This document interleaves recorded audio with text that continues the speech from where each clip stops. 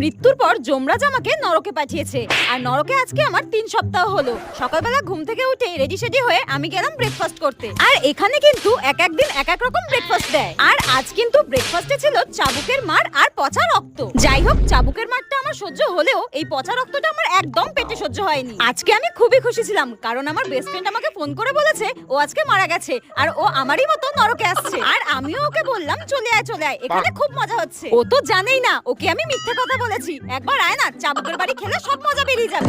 আর যেতে যেতে হঠাৎ আমার রিমঝিমের সঙ্গে দেখা। ওর আজকে শাস্তি শেষ হয়ে যাচ্ছে আর ও আমাকে বললো টাটা, আমি নরক থেকে বিদায় নিচ্ছি। পরের জন্মে আমাকে যমরাজ বলেছে কুকুর বানাবে। আর আমি বললাম কেন, তোকে কুকুর বানাবে কেন, মানুষ বানাবে না? তখন রিমঝিম বলল না না, আমি আর মানুষ হতে চাই না। মানুষের জীবন অনেক কষ্টের, এর থেকে কুকুর হয়ে জন্মানোই ভালো। ঘুমাও, খাওয়া দাও আর পাহারা দাও, আমার তো খুব মজা হচ্ছে, টাটা। তারপর আমি দেখলাম যমরাজ আমার জন্য ফুটন্ত তেল রেখেছে আর আমাকে গরম তেলে ভাজা হলো।